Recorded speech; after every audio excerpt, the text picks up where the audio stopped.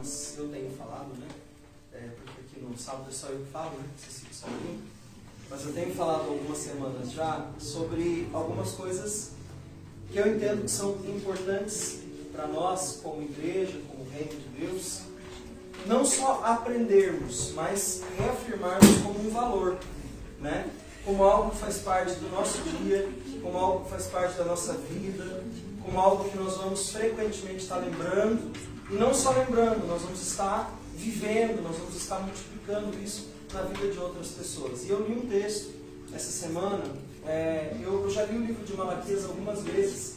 Assim, dos livros da Bíblia, eu acho que esse é um dos livros que eu mais estudei até hoje, o livro de Malaquias, porque é um livro que eu tive na faculdade uma matéria, e essa matéria era exatamente para estudar alguns livros da Bíblia, e esse livro específico, o livro de Malaquias, foi com um dos professores que eu mais gostava, né? E aí quando a aula é com o professor que você mais gosta, parece que você aprende mais, né? Aquele conteúdo. E nós passamos um semestre inteiro, né? Estudando todas as semanas o livro de Malaquias, e foi uma das experiências mais gostosas que eu tive naquela época de faculdade em relação a estudar um livro da Bíblia.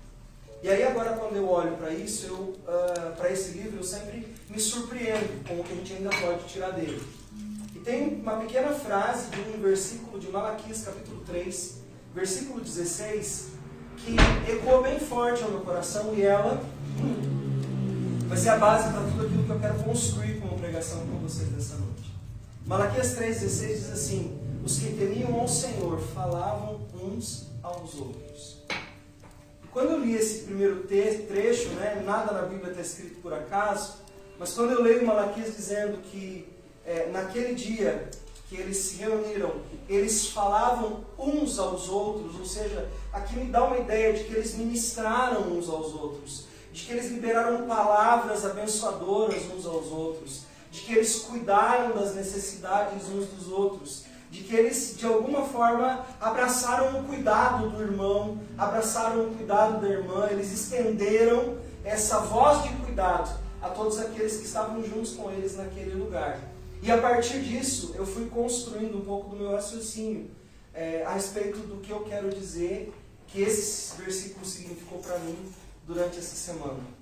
Esses textos, eles são extremamente inspiradores, porque eles levam a gente logo a lembrar de coisas do dia a dia ou da vida. E essa semana eu lembrei de uma palavra que eu preguei em 2001, chamada Capulanas de Deus. Na época, eu tinha tido um contato com uma pessoa que tinha vindo do missionário da África, e ele, eu perguntei uma curiosidade. Eu falei, puxa, às vezes a gente vê as fotos que vocês tiram e tudo, e a gente vê aquelas mulheres com aquele pano amarrado nas costas, né?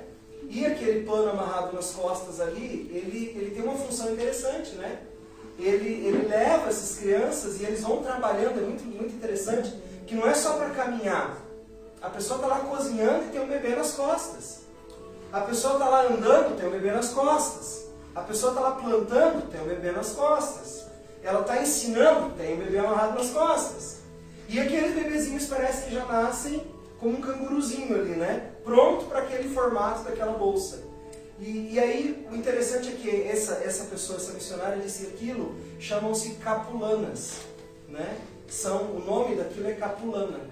Capulana significa aquilo que dá amparo, aquilo que abraça, aquilo que sustenta, aquilo que deixa perto do corpo. Então é por isso que elas usam aquele pano. E ele tem esse nome. Capulana significa cuidar, significa pôr perto do corpo, significa amparar. Isso é uma capulana. E eu achei que isso estava uma pregação, de alguma forma, né? Que de repente nós podemos ser, na vida das pessoas que nós amamos, na vida das pessoas que se dispõem a caminhar no caminho do Senhor junto com a gente, nós podemos ser as capulanas de Deus, né? Aquelas pessoas que seguram perto do corpo de Cristo, aqueles irmãos que de alguma forma estão necessitando estar nessa posição por um determinado tempo, até que eles cresçam e eles possam carregar outros com eles, imitando aquilo com que foram abençoados. E eu quis procurar então um fundamento para isso na Bíblia, para ver se eu estava pensando certo. Porque às vezes a gente pensa coisas que a gente acha que são corretas, mas não são bíblicas, né? Está cheio de pensamentos assim por aí. Existem pensamentos que as pessoas, pegam aí dos coaches e dos conselheiros atuais, dos gurus da sabedoria contemporânea, E elas começam a colocar como se fossem conhecimentos absolutos. E começam a dizer, não, mas eu ouvi, olha, essa frase aqui, ela é muito verdadeira. Tá, a frase pode até ser verdadeira, mas ela é bíblica. Ela tem a ver com a sua fé. É o que a Bíblia ensina, porque tem muita fé, muita frase que é verdadeira, mas não é bíblica. É verdadeira para o contexto desse mundo. É verdadeira para essa sociedade que vive nessa terra, mas não para você que é cidadão do céu, que é cidadão do céu. Então nós temos que ter um pouco de cuidado com isso, né? E aí eu comecei a pensar, então vamos fundamentar um pouquinho melhor isso dentro do que a Bíblia diz. Olha que interessante. Paulo, em muitas cartas que ele escreve para a igreja em vários contextos, seja para Corinto, seja para Efésios, seja para o pessoal que está em Tessalônica, essas igrejas todas ali do comecinho do Novo Testamento, você começa a ver Paulo escrever e nem sempre Paulo está bem. Você já prestou atenção nisso? Às vezes o Paulo está dizendo assim, eu estou aqui preso, e eu estou aqui sofrendo, e eu estou aqui sendo perseguido. E muitas vezes que Paulo está vivendo isso, não é nem dos incrédulos. Paulo está sendo perseguido por quem? Por membros da própria igreja. Por pessoas dentro do próprio reino, que estão se opondo àquilo que Paulo está ensinando. E a verdade é que isso acontece com Paulo muitas vezes na vida. A ponto de Paulo dizer, miserável homem que sou, quem é que vai me livrar do corpo dessa morte? Ou seja, gente, eu sofro, eu estou passando por momentos difíceis. E eu sim, às vezes eu perco a motivação de viver. Tá complicada essa minha vida aqui, do jeito que ela está. E aí em 2 Coríntios capítulo 7, versículo 5, ele diz assim, atribulados, lutas por fora e cheio de temores por dentro. É interessante que nesse momento Paulo está na Macedônia e ele está meio deslocado, porque algumas coisas não estão dando muito certo. Algumas pessoas entraram na igreja e estão ensinando coisas que não são a verdade do Evangelho. E Paulo está tentando corrigir isso. E aí ele escreve, olha só o que Paulo escreve. Vocês estão cheios e orgulhosos, se já recusam a chorar pelo pecado que habita no meio de vocês abertamente. Vocês não julgaram as situações corretamente e deveriam ter tirado do meio de vocês isso que está gerando essa situação e que não está deixando vocês terem arrependimento genuíno. Isso em 1 Coríntios capítulo 5, quando ele está corrigindo a igreja da Macedônia, ele escreve, dizendo, gente, tem coisa errada acontecendo no meio de vocês. Vocês estão deixando alguns ensinamentos entrarem, aí tem gente infiltrada aí, e Paulo ainda é muito cuidadoso no versículo 7, no capítulo 7, versículo 3, ele diz assim, eu não falo isso para condenar vocês. Tem um monte de coisa errada acontecendo, tem doutrina entrando no meio de vocês, mas eu não estou escrevendo isso para condenar vocês. Eu estou escrevendo isso para abrir os olhos de vocês, e eu queria que vocês pudessem olhar para isso. Só que sabe o que Paulo recebe como resposta dos crentes da Macedônia? Eles começam a olhar o sofrimento de Paulo, e Paulo começa a passar por um julgamento dos próprios crentes. E normalmente um crente, quando julga por sua própria religiosidade, não é? Ele julga por sua própria cultura gospel, por sua própria cultura voltada ao que ele acredita que Deus disse que é. Necessariamente não quer dizer que foi aquilo que Deus disse. Mas ele começa a julgar as coisas dessa forma. E Paulo começa a ser julgado exatamente dessa forma. Alguma coisa, Paulo, deve ter dado errado com você. Você deve ter feito alguma coisa muito errada. Porque você está passando por uma fase muito complicada, Paulo. Dá uma olhada em você. Aonde na Bíblia nós vemos exatamente essa mesma frase acontecendo? Vocês lembram? Do Jó, né? O Jó ouve uma coisa muito parecida dos amigos, dizendo, ó Jó, está tudo tão destruído na tua vida que deve ter alguma coisa que você deve ter feito muito errado aí. Então veja, isso não é uma novidade, mas acontece agora não no Antigo Testamento, acontece agora no Novo Testamento. E com quem? Com Paulo.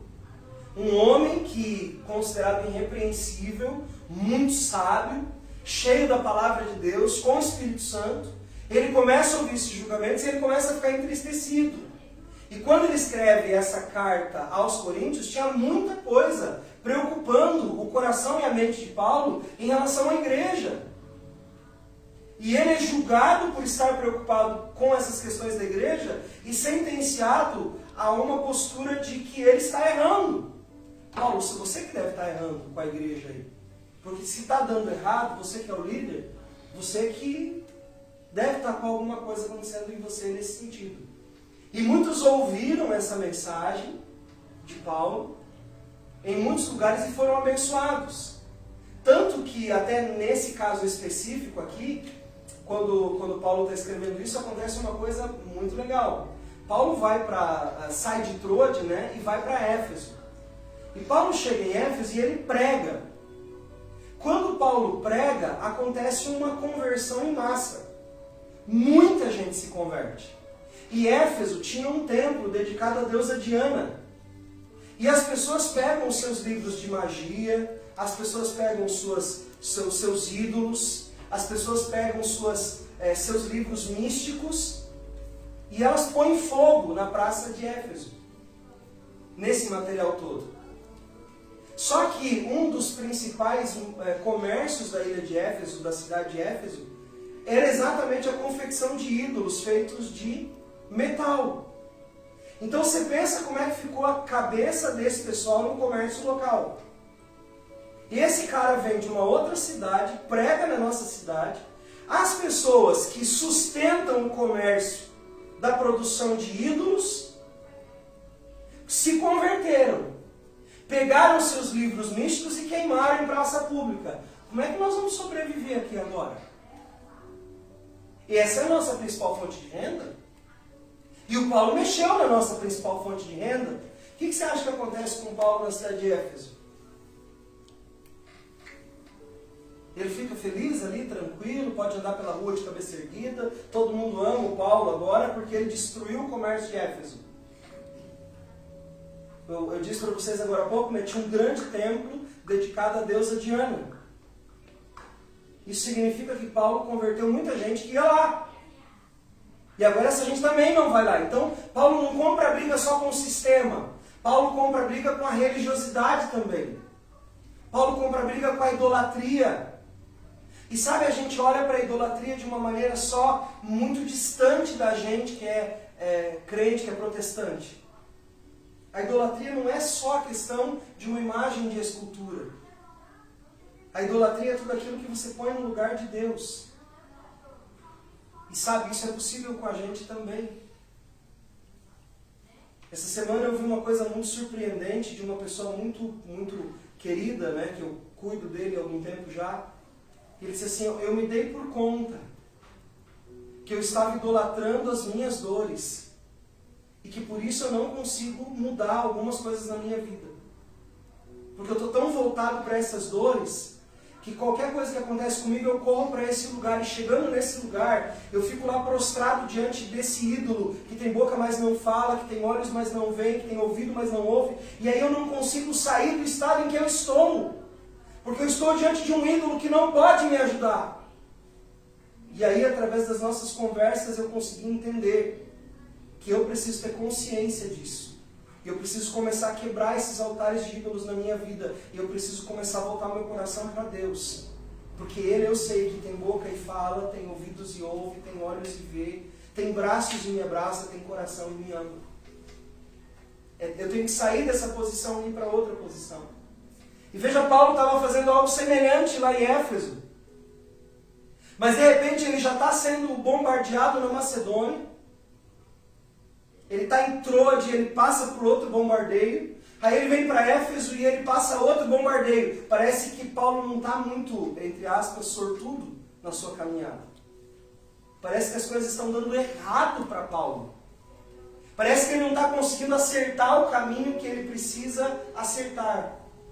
E nesse ínterim, as portas se abrem para Paulo e ele já com o coração esgotado escreve um pouquinho. Ora, cheguei em Troade para pregar o Evangelho de Cristo e aí uma porta se me abriu. Não tive, contudo, tranquilidade no meu espírito, porque não encontrei meu irmão Tito. Por isso, me despedi deles e parti para Macedônia. Paulo chega num lugar, é bem recebido, mas ele sente falta de uma coisa. Paulo sente falta da casa dele? Paulo sente falta do trabalho que ele fazia antes? Paulo sente falta de uma rede preguiçosa para deitar? E a minha volta, a sinfonia de pardais cantando? É isso que ele sente falta? Ele sente falta do rancho fundo? Do que Paulo sente falta quando ele chega em Troade? Ele sente falta do irmão dele. Ele não sente falta de coisas. Ele não sente falta de recursos. Ele não sente falta da faculdade. Ele não sente falta do trabalho. Não. Quando ele chega em um determinado lugar e está passando por uma grande dificuldade, se sentindo apertado, se sentindo solitário, sabe do que Paulo sente falta? Ele sente falta do seu irmão Tito. Ele não sente falta de uma nova revelação do céu. Ele não sente falta de uma profecia. Ele não sente falta da manifestação dos dons. Ele sente falta do irmão. Do irmão Tito. É disso que Paulo sente falta. Porque nesse irmão ele encontrava algum amparo, nesse irmão ele encontrava algum abraço, alguma ajuda, uma palavra de motivação que o tirasse daquela circunstância que ele estava. E ele diz, não tive paz de espírito, por não encontrei ali o meu irmão Tito. Paulo estava necessitado do conforto que vinha através da ministração da vida de outra pessoa. Quantas vezes você já se sentiu assim na sua vida? Você já ouviu música, a música não resolveu. Você buscou um versículo na Bíblia. Você abriu a Bíblia, parece que ela não fala com você. Você for orar, parece que Deus não está te ouvindo.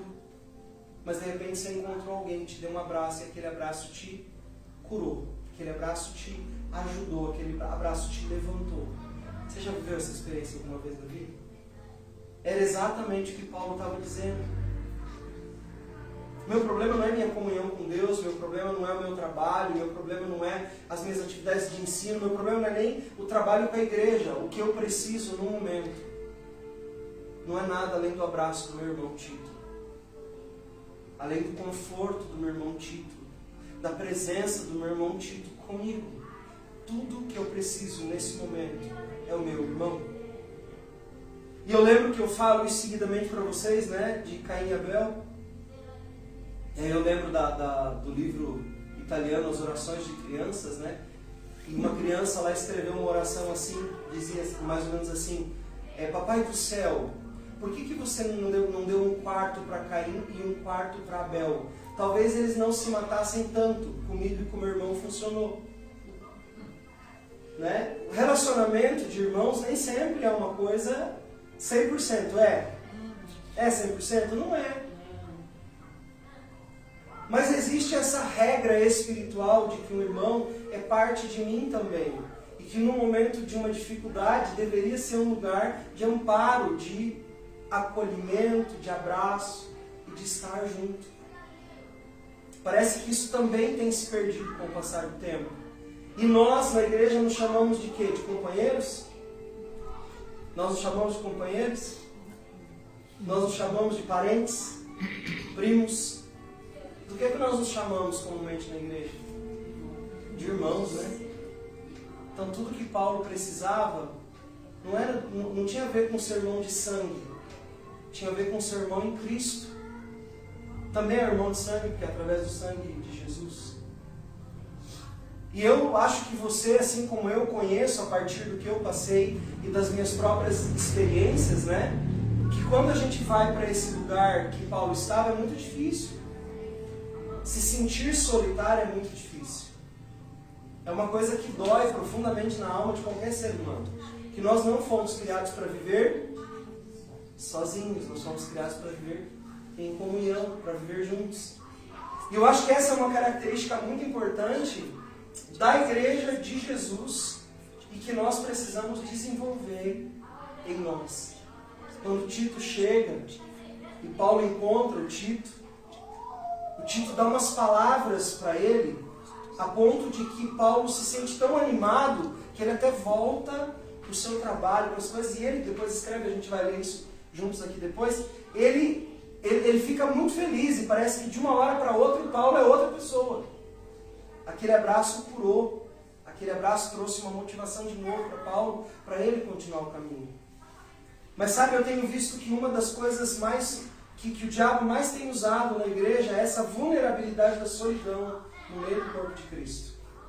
É nós frequentarmos um lugar, é nós fazermos parte de uma sociedade, é nós fazermos parte de um clube evangélico, de uma denominação, de uma igreja, mas nós não nos comportarmos uns com os outros como irmãos.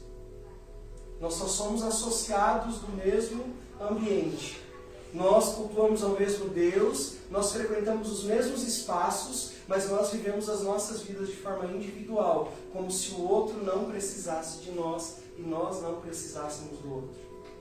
E as desculpas para isso acontecer são várias. Relacionamentos são difíceis. Normalmente, quando a gente está muito perto, a gente gera confusão, a gente se aproxima demais, a gente começa a ter encrenca. É verdade, o demais é mesmo assim. A Bíblia fala, em um versículo que talvez precisemos aprender, que ele não é uma negativa para que isso aconteça, mas ele é um limitador para que sejam estabelecidos certos padrões e limites, né? Ele diz assim, que o teu pé se afaste um pouco da casa do teu irmão, para que ele não se afadigue de ti. Né? Ou seja, que você não fique o tempo todo na casa dos outros, porque os outros vão ficar cansados de você estar lá o tempo inteiro. Então tenha um pouco de noção, né? E seja próximo, mas não invade tanto a vida do outro assim. Mas não é disso que a gente está falando. A gente está falando do oposto. Né? Não se afaste tanto da casa do teu irmão que ele sinta tanta falta de ti. E que ele precise de você e não te tenha nessa casa onde ele precisa, onde ele te encontraria. E parece que Paulo está se sentindo distante e ele evoca Tito, e Tito vem. E é interessante, né? Olha o que Paulo escreve em 2 Coríntios 7,6. Porém, Deus, que conforta os abatidos, nos consolou com a chegada de nosso querido irmão Tito. Sinto-me grandemente confortado e transbordante de júbilo em toda essa tribulação, através da vida de Tito. Continuo enfrentando problemas, mas o Senhor me deu o que eu preciso para a batalha. Ele me renovou através da vida de Tito. Veja que interessante que Paulo não cita, e a gente sabe que foi, mas ele não cita isso. Né? A gente sabe que essa obra quem faz é o Espírito Santo. A gente sabe que quem cobre a necessidade na vida de Paulo é Jesus. Mas Paulo nomina quem Jesus usou para cuidar da sua debilidade. Quem Paulo nominou que cuidou da sua debilidade? Foi Tito. Através de quem Deus alcançou Paulo? Foi Tito. Foi através da vida desse homem que Paulo foi alcançado, num momento de grande desânimo da vida dele. E sabe, é por isso que a Bíblia, essa é uma das razões, que a Bíblia nos diz para nós não deixarmos de congregar.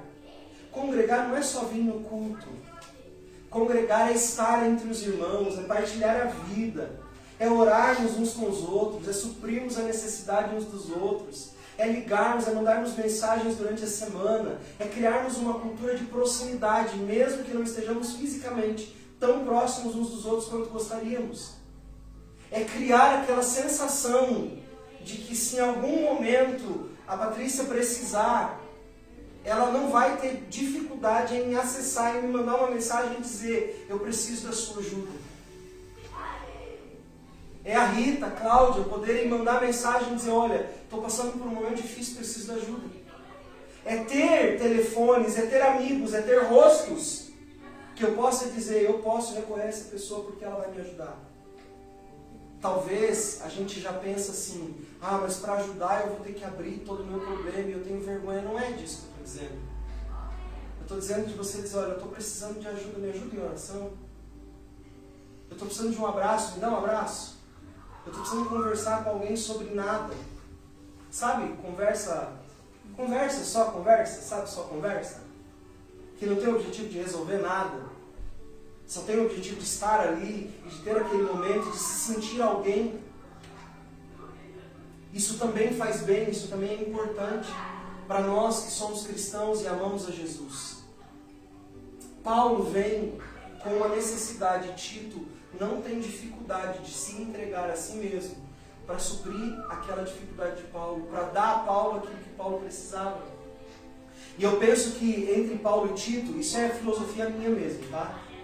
Eu penso que Paulo e Tito sabiam diferenciar entre valor e significado. Não era o valor que tinha Paulo para Tito. Ah, Paulo é uma pessoa que trabalha muito. Paulo sempre dá uma boa oferta na igreja. Paulo sempre faz muito trabalho missionário. Nossa, então Paulo tem um grande valor. Eu acho que não era essa a parada de Tito. Tito, quando olhava para Paulo, dizia: Paulo é meu irmão. Eu conheço a história do Paulo, eu sei como foi difícil para ele chegar onde ele está. Sabe, eu vi os lugares que Paulo passou e eu sei como foi difícil a trajetória de Paulo. E se Paulo está precisando de mim, Paulo para mim tem significado. Paulo para mim é alguém que faz parte da minha história, da minha vida. Paulo é alguém que eu amo. Então Paulo não tem só um valor, ou seja, eu não reconheço Paulo só pelo que ele faz, ou pelo que ele pode fazer, ou pelos recursos que ele pode apresentar. Não é só o valor de Paulo que para mim é importante. Para mim é importante o que Paulo significa. Paulo faz parte da minha vida. Essa semana eu até revi essa fala, né? Teve um padre aí que fez uma fala sobre a utilidade, né? Quando você perde a utilidade. E ele diz assim: eu quero ter alguém na minha vida que quando eu estiver velho e eu não puder mais andar numa cadeira de roda, eu quero alguém que me pegue e me ponha no sol. Mas eu quero que essa mesma pessoa que me pôs no sol também me tire do sol e não me deixe lá no sol. Porque eu sou importante para ela, não pelo valor, não por aquilo que eu posso fazer. Porque ali eu sou inútil, eu não tenho mais nada para entregar para ela. Mas que realmente eu tenha para ela um significado. Olha, essa pessoa é uma pessoa que eu amo, ela fez parte da minha vida. Agora ela está numa situação que ela não tem nada para me oferecer, mas ela faz parte da minha vida. Então eu não vou descartá-la, eu vou mantê-la na minha vida, porque ela tem um significado para mim. Parece que Tito e Paulo tinham uma relação de significado. E não apenas de troca de coisas, e a gente fala tanto sobre isso. E aí quando eu olho a maneira que Paulo e o Tito se relacionam, eu lembro de uma outra relação na Bíblia, que também é bastante próxima a isso, que é a relação de Davi e Jonatas. Né? Isso lá está em, acho que 2 Samuel, 1 Samuel, acho que 1 Samuel, onde fala de Davi e Jonatas, que teve um momento tão difícil da vida de Davi, que o Jonatas chega para ele e diz: Davi, não fica desanimado não, viu? Você vai ser rei de Israel e eu vou ficar contigo. Você vai conseguir isso, meu amigo, não desanima. E a Bíblia diz que Davi então recobra o ânimo. Davi fica melhor. Porque um amigo que era tão próximo dele, chega e diz para ele: não desanima. Fica forte, fica firme. Eu estou aqui para dizer para você que vai dar tudo certo, nós vamos chegar lá. Agora está difícil, mas isso vai passar. E eu vou passar aqui do seu lado junto com você. Como é bonito nós olharmos nas páginas das Escrituras e vermos que, apesar dos momentos de dificuldade, é possível nós vivermos relacionamentos que sejam desse nível.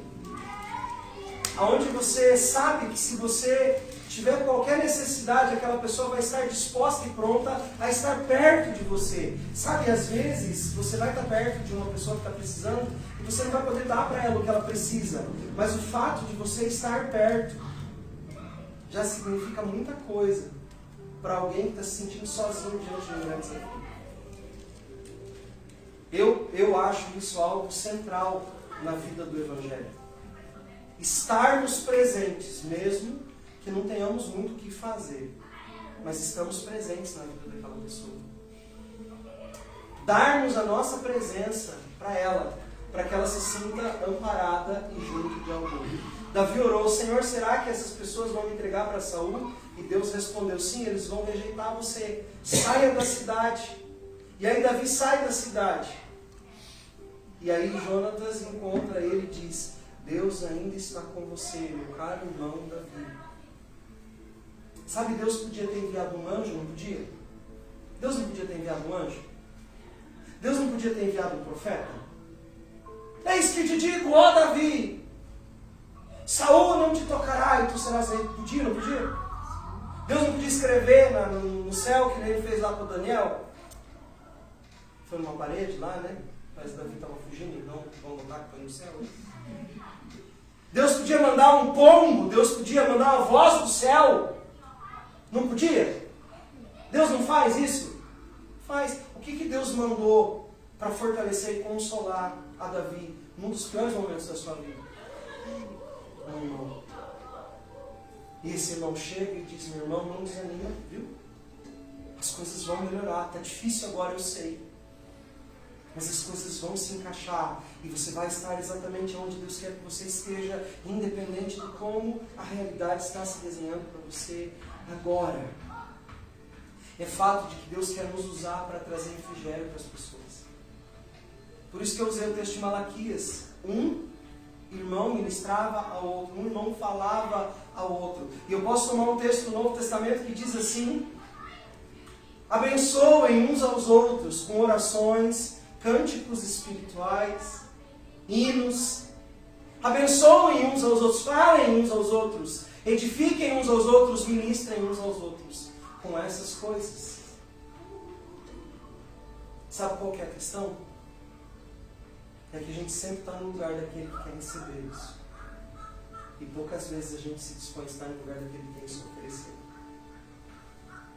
A gente tem uma inversão da realidade do como funciona o reino de Deus. A gente se põe num lugar de receber e não de oferecer isso que a Bíblia está nos dizendo. Você fala: nossa, eu queria, como Paulo, receber um Tito na minha vida, uma Tita na minha vida. Eu queria.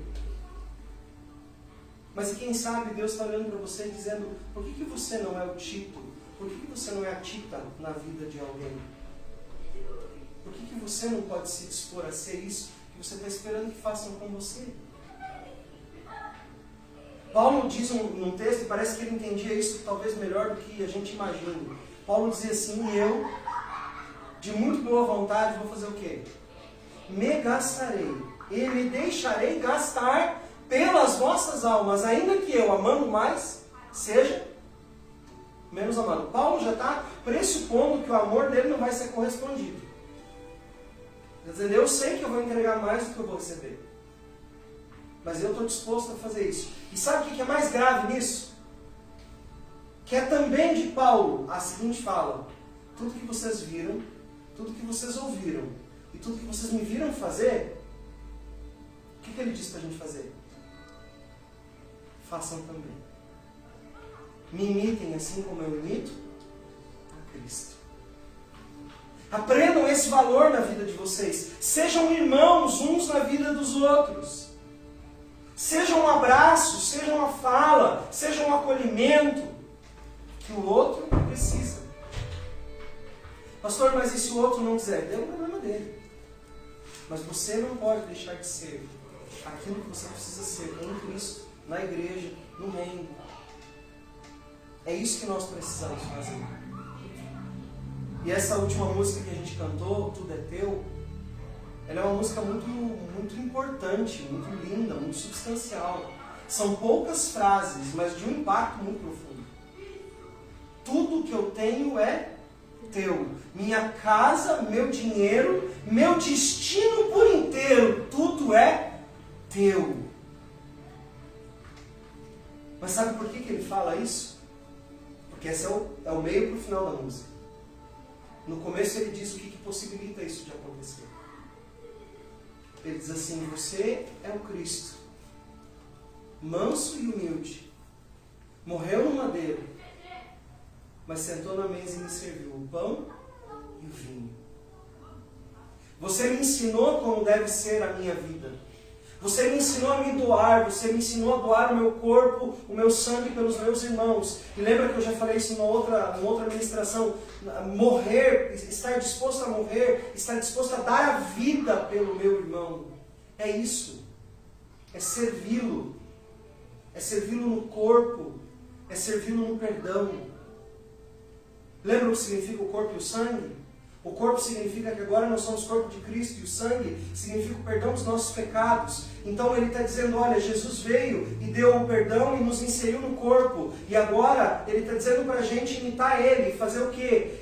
Dar o nosso corpo pelo nosso irmão, dar a nossa vida pelo nosso irmão, dar o nosso perdão para o nosso irmão. Vivermos assim é o que o Evangelho nos propõe. Gente, o Evangelho é desafiador, mas ele é possível porque Jesus disse que nós faríamos coisas maiores. Então, por que raios isso não está acontecendo entre nós?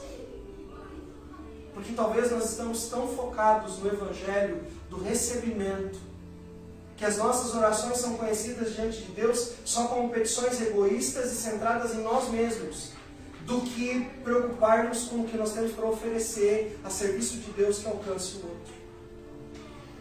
Talvez a nossa oração de manhã não deveria ser Deus abençoe o meu dia. Talvez a nossa oração de manhã seja Deus, aonde eu poderei ser bênção nesse dia para alcançar a vida de alguém. Deus, aonde eu vou poder ser expressão da Tua glória. Deus, aonde eu vou ser expressão do Teu cuidado, aonde eu vou ser Teu abraço, aonde eu vou ser Tua palavra, aonde eu vou ser um carinho Teu, aonde eu vou ser um amparo Teu, aonde eu vou alcançar alguém, Senhor. Talvez essa devesse ser a nossa oração. Talvez essa seja a bênção que nós precisamos pedir de manhã, logo cedo. Mas veja que nós estamos tão centrados em nós, que nós começamos o nosso dia fazendo o quê? Proteja o meu dia, me livre do mal, do âmbito sanguinolento, dos acidentes, de tudo que é mal e abençoe, tudo que eu fizer dê certo. Olha quanto eu tem dentro dessa oração. A conjugação do verbo fica me, mim, comigo. Não fica tu, ele, nós. Fica só em mim. Fica só no eu. O Evangelho, queridos, não é isso. O Evangelho e sua manifestação é o poder de Deus para a salvação das pessoas. E como é que as pessoas serão salvas? Através da nossa vida, do nosso testemunho e do como nós nos amamos na prática, do como nós cuidamos uns dos outros na prática. Do como nós nos importamos uns com os outros na prática. No como nós cuidamos, né, do irmão na prática. E isso eu sei, não é uma coisa simples. Por quê? Porque nós estamos focados demais em nós mesmos. E lembra que Jesus disse que o Evangelho consiste em quê? Em abandonarmos a nós mesmos. Tomarmos a nossa cruz e seguirmos a Ele. Seguir a Jesus é fazer o que Jesus fez.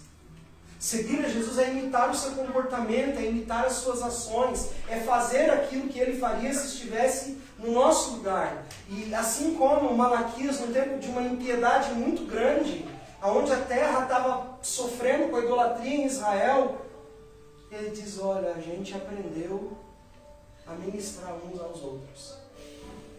No meio dessa bagunça, dessa furia toda. Nós ministramos uns aos outros. Nós cuidamos uns dos outros. E aí entra a capulana de novo. Nós trazemos para perto aqueles que precisam, no momento em que eles não podem fazer sozinhos. Mas sabe, eu tenho ciência de que não é todo mundo que vai topar esse desafio. Às vezes você já viu bebê rebelde? Você põe no carrinho e chora, você põe no chão e chora. Você vai dar comida, chora, você vai trocar, chora, você vai dar banho e chora. Tudo que você vai fazer, o rebelde reclama.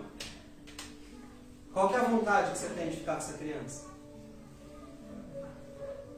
Dá vontade de ficar o tempo todo? Nossa, a criança é tão rebelde, me incomoda o dia inteiro, adoro ficar com ele. É isso? É assim? Não. E tem pessoas que são assim.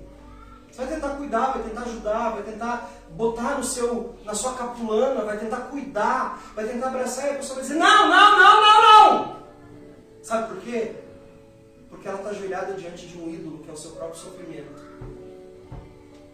E talvez ela seja tão devota desse sofrimento que ela não consiga entender que existe uma outra forma de viver. Talvez, só talvez, se a gente viver diferente dessas pessoas, elas vão poder olhar pra gente e dizer, tá, peraí, essa pessoa vive diferente, talvez eu possa viver desse outro jeito também.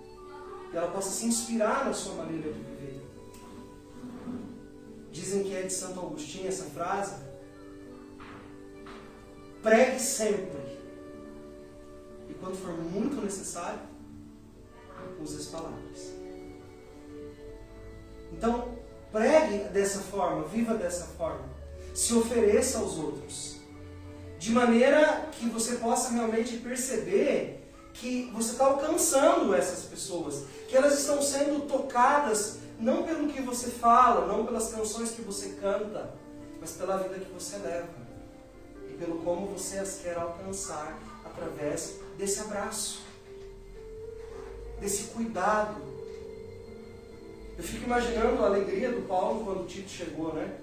E Paulo ainda tem um outro homem na vida dele, eu nem falei sobre ele, né? Ele tem um nome bem bonito, Onesíforo, né? O Nezinho da vida do Paulo, Onesíforo, que também é alguém que cuida de Paulo. Paulo está passando por um momento complicado, ele vai lá e cuida de Paulo. E aí Paulo diz assim, esse irmão cuidou de mim de um jeito tão especial. No momento que eu precisei, não faltou o abraço, não faltou a força dele, não faltou o sustento, não faltou a provisão, que esse irmão se dispôs a fazer o que eu precisava no momento que eu precisava. Então, parece que a Bíblia está cheia de exemplos de que esse é o jeito de viver em comunidade, que não existe outra forma da gente viver. E eu sei, gente, que talvez você esteja me ouvindo e esteja pensando assim, mas não sei se eu quero isso. Eu queria dizer para você que, infelizmente, se você realmente é cristão, se você realmente entendeu a Bíblia, se você entendeu a salvação em Jesus, nós não temos outra opção. Essa é a maneira bíblica de viver, gente. E a gente não vai ter para onde fugir, porque é o que a Bíblia está dizendo para a gente que a gente deve fazer, e é a forma que a Bíblia está dizendo para a gente que a gente deve viver. Não existe outro jeito de viver que não seja esse. Sabe, olhar para a vida de alguém e pensar que necessidade essa pessoa tem. Puxa, Rita, que necessidade que a Rita tem? Desculpa, a Rita levantou bem na hora. Que necessidade que a Ingrid tem? O que a Ingrid precisa? A Ingrid precisa, sei lá, de tomar um café. Puxa, eu vou tomar um café com ela. A Cláudia talvez precise de uma oração no meio da semana. A Patrícia de um versículo que inspire ela naquela semana difícil. A Marcinha talvez precise só de um cafezinho, um oi. Mas que toque no coração, que diga assim, ó, isso aqui é só para dizer que de fato você pode contar comigo. O Mário às vezes viaja para longe, né? Lá para o Velho Oeste, bem dizer. E às vezes eu mando mensagem para ele e digo assim, e aí, como é que tá aí? Ele falou, cara, né, Mário? Às vezes são poucas as palavras. Mas dizer que você se importa. Às vezes tem tempos que são difíceis, a gente não consegue fazer muita coisa. Às vezes a gente está num momento de tanta coisa para resolver e você não consegue dar muito tempo, mas sabe, que você lembre que existe alguém além de você. Que as suas orações sejam menos egoístas. Eu acho que é isso que o Tiago está dizendo quando ele escreve assim, sabe por que vocês oram e não recebem? Porque vocês estão focados no umbigo de vocês. Vocês só oram por vocês. Vocês só pedem por vocês. Gente, se toquem. Parece que é isso que o Tiago está dizendo. A oração não é isso. A oração não é isso. E eu acho que o Tiago está bem certo nisso. Vocês pedem e não recebem, porque vocês pedem só para vocês. Comece a pedir pelo outro. Comece a orar para você ser bênção na vida do outro. Comece a se dispor. Sabe, gente, vai gastar. Porque Paulo fala duas coisas. Ele diz assim, eu de boa vontade me gastarei, ou seja, eu vou fazer aquilo que eu me dispor a fazer e me deixarei gastar. Ele também coloca que o quanto o outro quiser gastar, ele também vai se dispor. Então não é só ele se dispor naquilo que ele acha que dá para fazer. É ele se dispor naquilo que o outro precisa. Porque o outro tem para ele significado e não só valor. Não é só pelo que o outro pode oferecer, mas é pelo que eu posso ser na vida do outro. Para mim esse evangelho, eu sei que é um evangelho que não é muito querido, né?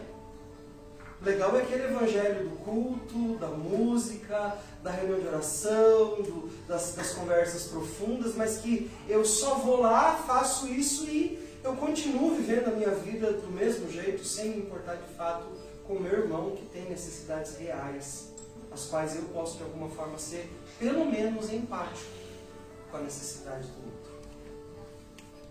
Eu não falo para vocês como alguém que está falando de cima para baixo. Eu falo a vocês como alguém que está no mesmo patamar que vocês. Eu não me julgo melhor do que nenhum de vocês. Porque o Evangelho nos deixa na mesma posição. no mesmo desafio de olharmos e de termos consciência de que existe sim uma necessidade, de que existe sim algo que nós precisamos fazer, existe sim algo que nós precisamos ser, existe algo que nós precisamos nos tornar na vida do outro. Não é só fazer, é se tornar significado na vida dos outros. E o meu desafio para você nessa noite é não só pensar nisso, mas é começar a pedir para Deus. E a nossa oração nessa noite não vai ser por nós mesmos. A nossa oração nessa noite vai ser em prol dos nossos irmãos. Eu acho tão engraçado. O Paulo, ele é incrível, né? Ele olha para uma igreja que está crescendo, imatura ainda, com muita dificuldade, e ele diz assim: só Deus sabe o quanto eu oro por vocês, gemendo em dores de parto, a ter Cristo formado em vocês. Paulo diz assim: eu fico aqui orando para que vocês entendam o Evangelho, para que vocês vivam o Evangelho, para que vocês sejam como vocês têm que ser, até que Jesus esteja formado em vocês. Mas olha, é que nem dar luz uma criança. Exige esforço, fôlego, envolve dor, e às vezes me exaure as forças a ponto de eu achar que acabou. De tanto esforço que eu tenho que fazer para Jesus ser formado na sua vida. Mas veja, Paulo está orando por ele. Você vê Paulo dizendo: enquanto Cristo está sendo formado em vocês, eu estou orando para Deus me dar graça para eu aguentar. É isso que Paulo está orando? Aí Paulo diz assim: eu estou orando para que quando Jesus for formado em vocês, para a hora que vocês nascer, aí eu não vejo essa hora e que seja uma boa hora, que eu não sinta dor. É isso que Paulo está dizendo? Não. Paulo está dizendo: eu fico aqui orando por vocês, para que Cristo seja formado em vocês, e pode deixar dor comigo. Eu aguento a dor. Eu me disponho a me doer por amor a vocês. Eu acho que esse é o verdadeiro Evangelho. E é isso que Jesus está chamando cada um de nós a vivermos. E eu sei que não é uma coisa fácil. Eu sei que é uma coisa bem difícil. E eu sei que é uma coisa que às vezes a gente acha que não vai alcançar. Mas eu encho meu coração de esperança todas as vezes que eu leio a Bíblia. E a Bíblia diz que isso é possível. Porque a Bíblia diz que Ele é quem opera tudo em todos. Então que Ele tenha a nossa liberação para operar esse tipo de evangelho, para ser o evangelho que a nossa comunidade está se dispondo a viver. Amém. Essa coisa verdadeira de cuidarmos uns dos outros. Queria convidar você agora a orar pela vida de alguém. E a dizer: Deus, eu ouvi uma palavra hoje. E essa palavra fala, baseada no livro de Malaquias 3,16, os que temiam o Senhor falavam uns aos outros. Ou seja, aqueles que sabiam o seu lugar na presença de Deus, que sabiam Deus a quem serve, e o quão Ele deve ser temido e respeitado, ministravam uns aos outros. Que por temor nós aprendamos a ministrar uns aos outros. Que por temor nós possamos sofrer as dores pelo outro. Que por temor nós nos tornemos corpo de Cristo. Que por temor nós sejamos perdão na vida um do outro. Que nós possamos ministrar isso em nome de Jesus. Queria que você fechasse os teus olhos aí. Que nós pudéssemos orar agora. Que nós pudéssemos dizer: Jesus, nós queremos viver isso aí. Que a Tua palavra ensina a gente a viver. Eu não sei bem, Jesus, o preço que isso vai me custar. Eu não sei o tamanho da encrenca que eu estou me metendo. Mas eu sei que a Tua palavra diz e que eu não tenho outra opção além de aceitar que é isso que eu preciso viver.